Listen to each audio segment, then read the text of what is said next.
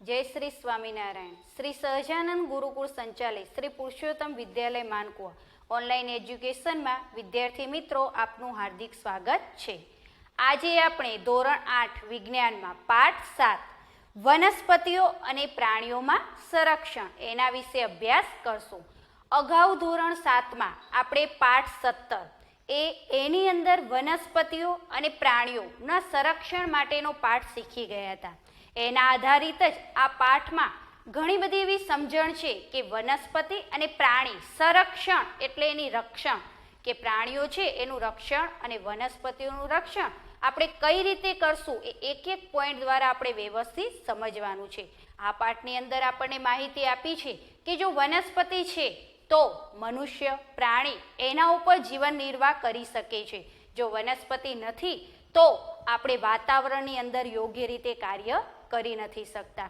तो आ आधारित आ पाठनी अंदर अलग अलग मुद्दा आप्या छे अने एनी अंदर आपणे समझण मेळववानी छे। सौथी पहेला छे के ए 7मा धोरणनी अंदर आपणे 17मा पाठमां प्रोफेसर अहमद सरस समजूती आपी हती के एमां पहेली अने बूजो ए जंगलनी अंदर सरस मजानो टीबू नामनो एक बाळक हतो एनी साथे फरवा गया हता। तो एने सरस मजानी अलग अलग वनस्पति अने प्राणीओ विषे समजूती आपी। तो एनो उपयोग आपणे आ पाठनी अंदर पण थवानो छे। तो अहींया जे प्रोफेसर अहमद छे ए पहेली अने बूजोने पण घणी सूझवण आपे छे। तो सौथी पहेलो आपणे मुद्दो लईए वन नाबूदी अने तेना कारणो के वन नाबूदी अने तेना कारणो के वन नाबूदी एटले शुं के धीरे धीरे वृक्षो नो नाश थवो अने वृक्षो ज्यारे नाश थाय छे त्यारे एनी सौथी मोटी आफत आपणे मनुष्य अने प्राणीओने थाय छे। पण आ वन नाबूदी कोण करे छे तो आपणे मनुष्य के आपणे मनुष्य छीए आपणा स्वार्थ खातर आपणा एक काम खातर आपणे धीरे धीरे वृक्षोने नाश करता जईए छे पण एनुं परिणाम आपणे खबर होती नथी। तो वन नाबूदी एटले वृक्षोने नाश करवानी प्रक्रियाने आपणे वन नाबूदी कहीए छीए। के शा माटे तो एना लाकड़ा मेळववा माटे, खेतीवाड़ीनी जमीन उत्पन्न करवा माटे के खेतीवाड़ी माटे जमीन नथी रहेती तो वृक्षो कापी अने लोको ते खेतीवाड़ी करी शके छे। तो आवी ज रीते फर्निचर बनाववा माटे लोको पोताना घरोना निर्माण करवा माटे धीरे धीरे आ रीते मनुष्य ए वृक्षोनो नाश करतो जाय छे अने ए वृक्षोनो नाश ए आपणा माटे खूब ज महामारी भर्युं छे। तो वन नाबूदी ए फक्त ए वृक्षो नाश थवानुं कारण नथी पण एनी पाछळ घणा बधा कारणो ऊभा थशे। हवे एमां जोईए तो वन नाबूदीना परिणामो। जो आपणे वृक्षो कापी नाखीए छीए तो एनो अर्थ शुं थाय छे, परिणाम शुं आवे छे, आपणने केटलुं नुकसान जाय छे। तो आपणे जोईए छीए के धीरे धीरे वृक्षो नाश थता जाय छे। ज्यारे वृक्षो नाश थता जशे त्यारे वृक्षो ए आपणा मित्र समान छे। ए वातावरणमांथी कार्बन डायोक्साइड लई अने आपणे ऑक्सिजन जे आपणे मनुष्य श्वसननी अंदर ए वायु उपयोग करीए छीए। तो आ पहेलो तबक्को के वातावरणमां कार्बन डायोक्साइडनुं प्रमाण वधतुं जशे। शा माटे के जेम जेम वृक्षोनुं प्रमाण घटतुं जशे एम वातावरणनी अंदर कार्बन डायोक्साइड एटले CO2 नुं प्रमाण धीरे धीरे वधवा लागशे। हवे जो वातावरण में कार्बन डायोक्साइडनुं प्रमाण वधी जशे तो आपणे खबर छे कि घणा बधा कारणों ऊभा थशे। आपणे व्यक्तिने जीवन जीववा माटे मुश्केली थशे, गूंगळामण जेवो अनुभव थशे कारण के आपणे मनुष्य ऑक्सिजन वायुनो उपयोग करीए छीए। जो आपणे जोईए कि वातावरण में कार्बन डायोक्साइडनुं प्रमाण वधवाथी ग्लोबल वॉर्मिंग के ज्यारे वातावरणनी अंदर कार्बन डायोक्साइडनुं प्रमाण वधी जाय छे એટલે ગરમીનું પ્રમાણ વધતું જાય છે તો ગ્લોબલ વોર્મિંગ એ ઊભી થાય છે। એવી જ રીતે જ્યારે વૃક્ષો નાશ પામે છે ત્યારે આપણે જોઈએ કે વાતાવરણની અંદર જ્યારે વૃક્ષો નાશ પામે છે ત્યારે વાતાવરણની અંદર કાર્બન ડાયોક્સાઇડ તો ઉત્પન્ન થાય જ છે પણ એના સિવાય વૃક્ષો નાશ થવાથી વરસાદ પણ અટકી જાય છે। આપણને ખબર છે કે વધુ વૃક્ષો વાવવાથી એ વરસાદનું પ્રમાણ સારું રહે છે। હવે જો વરસાદ નહીં આવે तो धीरे धीरे अपनी पासे जे पाणी रहेलू छे ए नाश पामशे। तो बीजू के कार्बन डायोक्साइडनुं प्रमाण वधशे। एना सिवाय दुष्काळनी परिस्थिति उत्पन्न थशे। अतिवृष्टि अनावृष्टि આવા ઘણા બધા કારણો ઊભા થશે. જો વૃક્ષો નાશ પામશે તો અસંખ્ય જે આપણે નક્કી જે નિર્માણ જે ધાર્યું નહીં હોય એ થશે. વૃક્ષો નાશ થવાથી આખું રણ નિર્માણ એટલે એક રણ બની જશે કે જે જમીન આપણા કોઈ કાર્ય માટે ઉપયોગી લેવાશે નહીં. જમીનની ફળદ્રુપતામાં ઘટાડો થશે અને જમીનની ફળદ્રુપતામાં ઘટાડો થવાથી ત્યાં ફરીવાર વૃક્ષોનું નિર્માણ થઈ શકશે નહીં.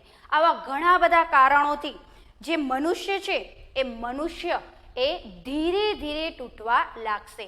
તો આપણે બીજો પોઈન્ટ સમજ્યા કે જો વન નાબૂદી જો કરીએ છીએ, વૃક્ષો નાશ પામીએ છીએ તો કાર્બન ડાયોક્સાઇડનું પ્રમાણ વધે છે, ગ્લોબલ વોર્મિંગનું પ્રમાણ વધે છે. એની સાથે દુષ્કાળ, અતિવૃષ્ટિ, અનાવૃષ્ટિ એના જેવા ઘણા બધા કારણો કે જે ફળદ્રુપતામાં ઘટાડો, રણ નિર્માણ થવું, તો આવા બધા કારણો ઊભા થાય છે.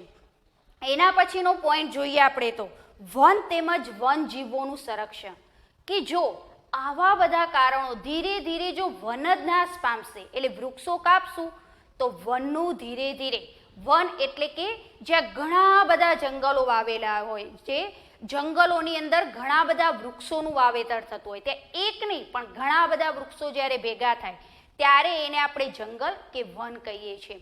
હવે જે વન છે એની અંદર વન્યજીવોનું સંરક્ષણ કઈ રીતે કે જો વૃક્ષો જ નહીં હોય તો આ વન્ય પ્રાણી એ પોતાનો ખોરાક અને પોતાની રહેઠાણ માટેની અનુકૂળતા કેવી રીતે મેળવશે? તો ધીરે ધીરે આની અસર શું આવશે કે જે વન્યજીવો છે કે જે જંગલની અંદર જે પ્રાણીઓ રહે છે એ પ્રાણીઓનો પણ ધીરે ધીરે નાશ થાય છે, કારણ કે એમને ખાવા માટે પૂરતો ખોરાક મળતો નથી, રહેવા માટે સારું રહેઠાણ નથી મળતું કે જ્યારે વૃક્ષો નથી ત્યારે એમને છાંયડો નહીં મળે, વરસાદ જે પૂરતો નહીં આવે એટલે પાણીનો સંગ્રહ નહીં હોય, એમને પૂરતો ખોરાક નહીં મળે. જો એક શાકાહારી પ્રાણી છે એ વનસ્પતિ ખાય છે તો એને માંસાહારી પ્રાણી ખાશે, પણ જો શાકાહારી પ્રાણીને જ વનસ્પતિ નથી મળતી તો એના માટે માંસાહારી પ્રાણી પણ રહી શકતું નથી. આવી રીતે આખી સાંકળ ધીરે ધીરે જે વન્ય પ્રાણી છે એની તૂટવા લાગે છે.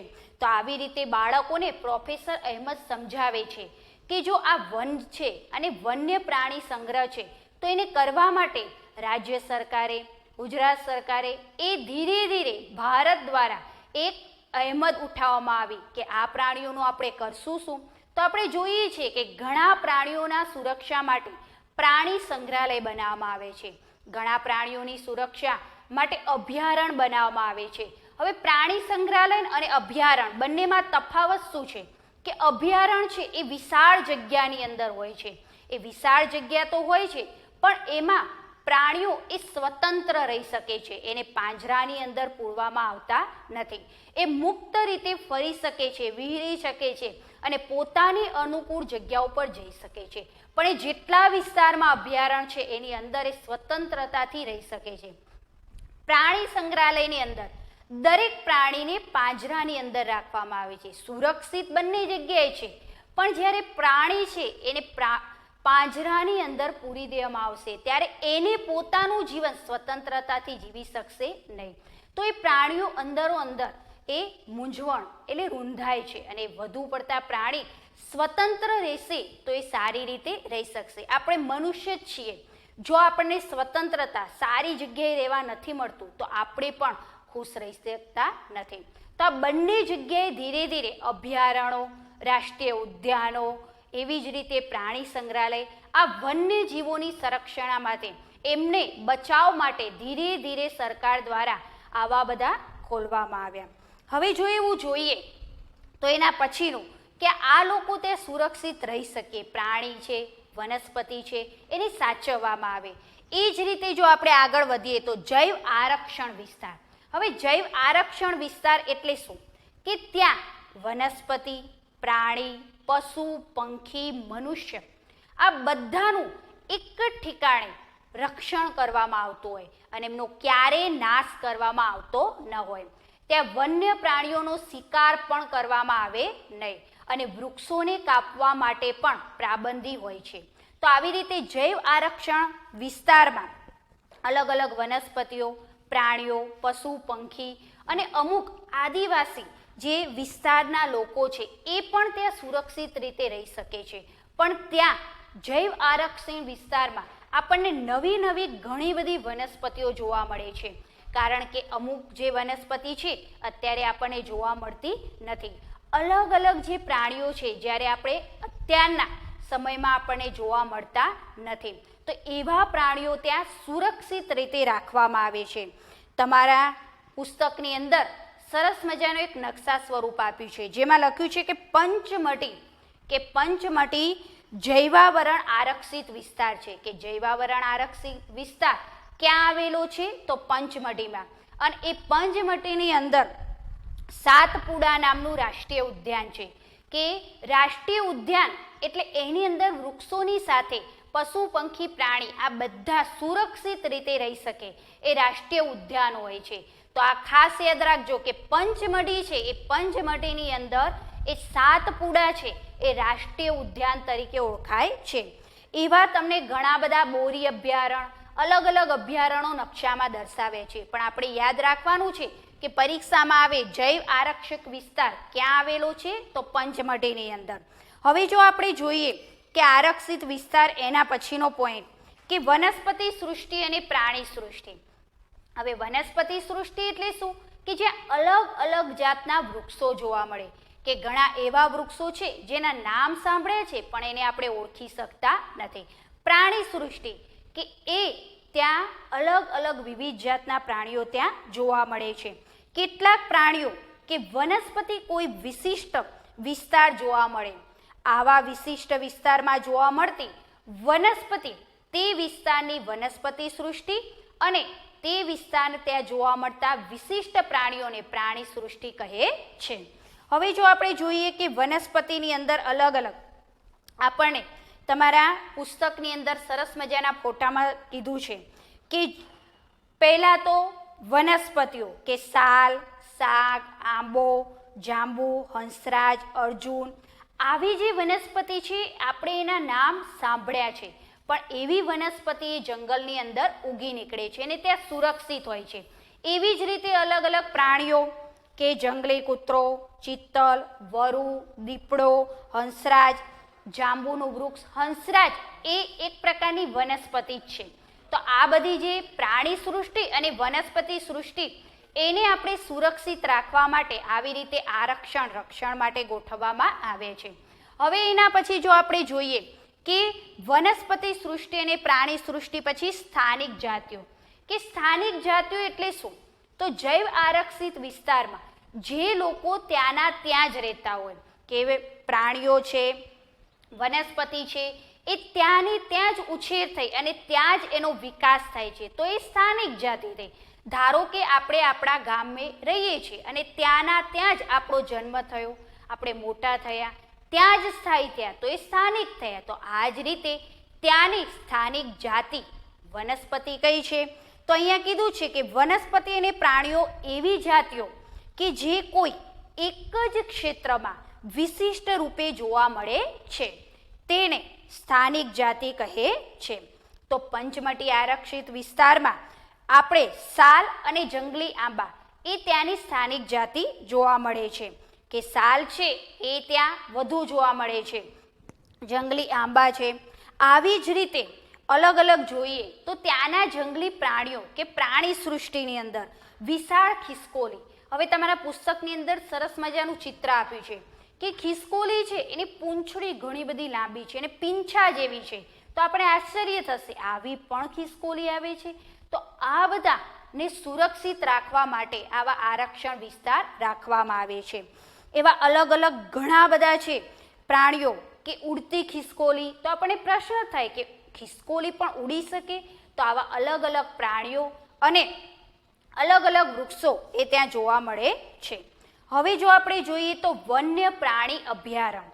કે વન્ય પ્રાણી અભયારણ્ય કે વન્ય પ્રાણી અભયારણ્ય, તો એની અંદર જે પ્રાણીઓ છે એ સ્વતંત્ર રીતે ત્યાં રહી શકે છે, કોઈ ભય વગર, ચિંતા વગર. કારણ કે ત્યાં વન્ય અભયારણ્યમાં જે પ્રાણી રહેતા હોય એનો સરકારના નિયમ પ્રમાણે એને કોઈ શિકાર કરી શકતો નથી. એટલે પ્રાણીઓ સ્વતંત્રતાથી કોઈ ભય વગર સારી રીતે રહી શકે છે. અને કહે છે જ્યાં વન્ય પ્રાણીઓ સુરક્ષિત તેમજ સંરક્ષિત, જ્યાં વન્ય પ્રાણીઓ સુરક્ષિત તેમજ સંરક્ષિત રહે છે તેને વન્ય પ્રાણી અભયારણ્ય કહે છે. તે લોકોને કોઈ જાતનો ડર હોતો નથી કે કોઈ જાતની બીક પણ હોતી નથી. તો આ માટે સરકારે આવા અલગ અલગ વન્ય પ્રાણી અભયારણ્ય બનાવવામાં આવ્યા જ્યાં પ્રાણીઓ શાંતિથી અને એકદમ સુરક્ષિત રીતે રહી શકે. તો આવી ઘણી જગ્યાએ અલગ અલગ પ્રાણીઓ, રાષ્ટ્રીય ઉદ્યાનો, એવી જ રીતે વન્ય પ્રાણી અભયારણ્ય આવા બનાવવામાં આવે છે.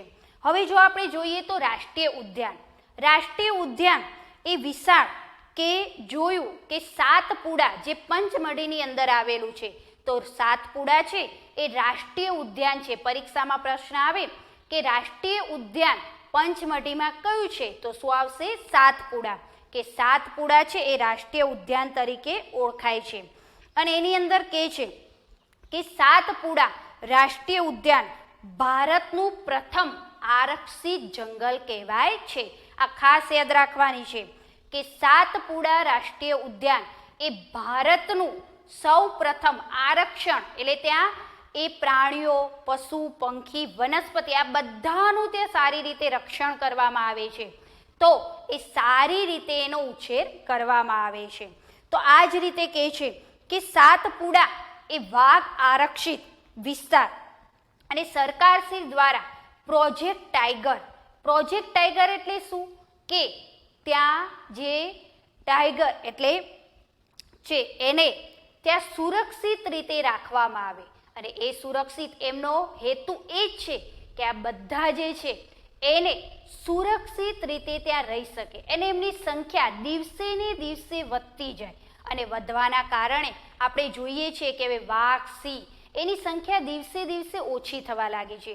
અમુક પ્રાણીઓ છે એ તો આપણને જોવા પણ મળતા નથી.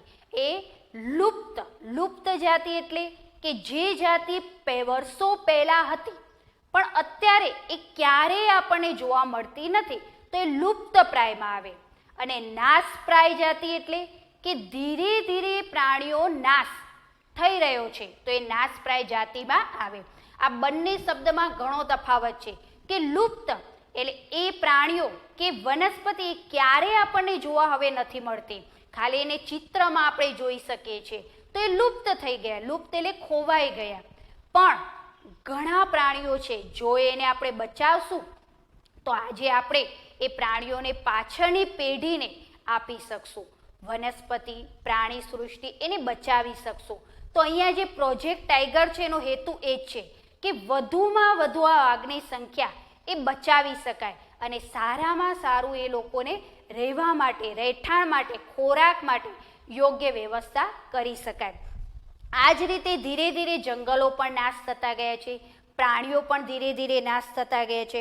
આવી જ રીતે જો આપણે જોઈએ તો હમણાં જ આપણે સમજ્યા કે નાશપ્રાય જાતિ, તો એવા પ્રાણીઓ કે જેની સંખ્યા એક નિર્ધારિત સીમાથી ઓછી થઈ જાય અને લુપ્ત થઈ શકે એવા પ્રાણીઓને આપણે નાશપ્રાય જાતિમાં ગણી શકીએ કે ધીરે ધીરે એમની જાતિ નાશ થવા લાગી, તો આવાને આપણે નાશપ્રાય જાતિમાં ગણી શકીએ. કે જંગલી ભેંસ છે.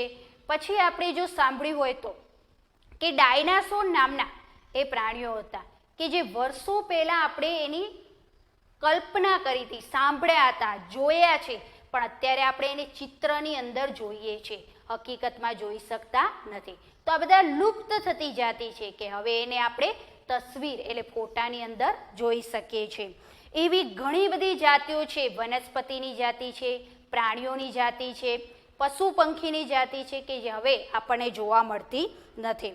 હવે જો આ જ રીતે ધીરે ધીરે બધા નાશ પામતા ગયા, રક્ષણ તો થાય છે પણ વધુ પડતું રક્ષણ થઈ શકતું નથી. તો આ જ રીતે કોઈ વિસ્તારની બધી વનસ્પતિ, પ્રાણીઓ તેમજ સૂક્ષ્મ જીવ અને અજૈવિક ઘટકો જેવા કે વાતાવરણ, ભૂમિ, નદી અને મુખ્ય ત્રિકોણ પ્રદેશ સંયુક્ત સ્વરૂપ જ્યારે થાય છે ત્યારે તેને નિસન તંત્ર કહે છે. તો આ વિદ્યાર્થી મિત્રો ખાસ યાદ રાખજો, નિસન તંત્ર કોને કહે છે. હવે જો એના પછીનો પોઈન્ટ જોઈએ તો આપણે છે રેડ ડેટા બુક. હવે રેડ ડેટા બુક એ શેના માટે વપરાય છે કે રેડ રેડ ડેટા બુક.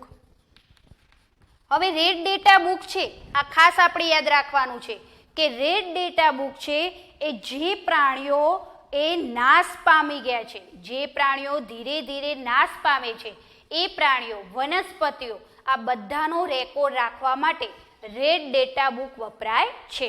કે રેડ ડેટા બુક છે એ જે વનસ્પતિ પ્રાણીઓ નાશ પામે છે અને એ પ્રાણીઓનો વર્ષોથી આ રેડ ડેટા બુકની અંદર અલગ અલગ વિભાગોમાં એનો અહેવાલ તૈયાર કરવામાં આવે છે. તો આપણે એ પ્રાણીઓ જોવા છે તો આ રેડ ડેટા બુકની અંદર આપણે જોઈ શકીએ છીએ. હવે જો આગળ જોઈએ તો સ્થળાંતર. સ્થળાંતર એટલે કે જે પોતાના વિસ્તારમાં સુરક્ષિત નથી રહેતા તો એ બીજી જગ્યાએ જાય છે, પછી પણ તે સુરક્ષિત નથી રહેતા તો ધીરે ધીરે પ્રાણીને વનસ્પતિ એ શું થાય છે, નાશ પામવા લાગે છે. અને એના કારણે જંગલો, પ્રાણી સૃષ્ટિ એ ધીરે ધીરે એનો નાશ થતો જોવા મળે છે. તો આપણે ખાસ યાદ રાખશું કે રેડ ડેટા બુક શેના માટે વપરાય છે, તો જે પ્રાણી જાતિ કાં તો વનસ્પતિ જાતિ ધીરે ધીરે નાશ પામવા લાગે છે તો એને રેડ ડેટા બુકની અંદર નોંધવામાં આવે છે. એના પછી જો આપણે જોઈએ તો કાગળનું રિસાયકલ. હવે આપણે વૃક્ષો ધીરે ધીરે કાગળ માટે વૃક્ષોનો પણ ઉપયોગ થાય છે. 1 ટન કાગળ પ્રાપ્ત કરવા માટે 1 ટન કાગળ પ્રાપ્ત કરવા માટે પુનઃ વિકસિત એટલે સારામાં સારા વિકસિત 17 વૃક્ષોને કાપવામાં આવે છે. જો આમ આપણે જોઈએ તો અહીંયા શા માટે કહે છે કાગળનું રિસાયકલિંગ કરવું, એટલે કે જો આપણે વપરાયેલા કાગળને ફરીવાર ઉપયોગ ન કરીએ તો ધીરે ધીરે આ વૃક્ષોનું પ્રમાણ પણ ઘટવા લાગશે, જે આપણે કરવાનું નથી. હવે જે વપરાયેલો કાગળ જે આપણે પસ્તીમાં નાખીએ છીએ એનું સરકાર દ્વારા એક રિસાયકલ કરવામાં આવે છે. રિસાયકલ એટલે ફરીવાર એ કાગળનો ઉપયોગ કરવો અને આ રીતે એ નવા કાગળનું નિર્માણ થવાથી જે જંગલની અંદર જે વૃક્ષો છે એ સુરક્ષિત રહી શકશે અને એનું પ્રમાણ પણ ઘટશે નહીં. હવે એના પછીનો છે પુનઃવનીકરણ. પુનઃવનીકરણ એટલે વધુમાં વધુ વૃક્ષો વાવવા. આપણે એક વૃક્ષ વાવ્યું એમ કરતાં દિવસે દિવસે જે વૃક્ષોની સંખ્યા વધવા લાગે તો આ જ રીતે સારામાં સારા વૃક્ષોનો ઉછેર કરવામાં આવે અને એ જ રીતે ધીરે ધીરે વનનું નિર્માણ થઈ શકે. આપણે જેટલા વૃક્ષ કાપીએ છીએ એની સામે એનાથી વધુ વૃક્ષોનું જો વાવેતર કરવામાં આવે તો આ વનનું એ નિર્માણ થશે, એ નાશ થશે નહીં. પણ બને એટલો એ વૃક્ષને નાશ કરવો જોઈએ નહીં. તો અહીંયા તમારા પાઠની અંદર એ સમજાવે છે કે પ્રોફેસર અહેમદ એ બાળકોને સમજાવે છે કે વનસ્પતિ સૃષ્ટિ અને પ્રાણી સૃષ્ટિ એ આપણા મનુષ્ય માટે ખૂબ જ જરૂરી છે. જો વનસ્પતિ સૃષ્ટિ નથી તો આપણે મનુષ્ય, પ્રાણી, પશુ, પંખી એને જીવન જીવવું એ અનુકૂળ નથી. આવા ઘણા કારણોના લીધે આ પાઠની અંદર તમને અલગ અલગ ભાગોમાં અલગ અલગ વિવિધ માહિતી આપી કે તમને કઈ રીતે જંગલોને બચાવવા જોઈએ, કઈ રીતે પ્રાણીનું રક્ષણ કરવું જોઈએ અને કઈ રીતે એને સાચવવા જોઈએ અને શેના અંદર આ માહિતી આપેલી હોય છે. તો આ પાઠની અંદર સરસ મજાના અલગ અલગ ટોપિકો દ્વારા આપણે સમજ્યા કે વનસ્પતિ સૃષ્ટિ અને પ્રાણી સૃષ્ટિ એને આપણે કઈ રીતે સાચવવી જોઈએ. તો વિદ્યાર્થી મિત્રો અહીંયા તમારો પાઠ 7 એ પૂર્ણ થાય છે. Please like, share and subscribe hour SHGM YouTube channel. નવો વિડીયો નવા ટોપિક સાથે મળશું. ત્યાં સુધી વિદ્યાર્થી મિત્રો જય શ્રી સ્વામિનારાયણ.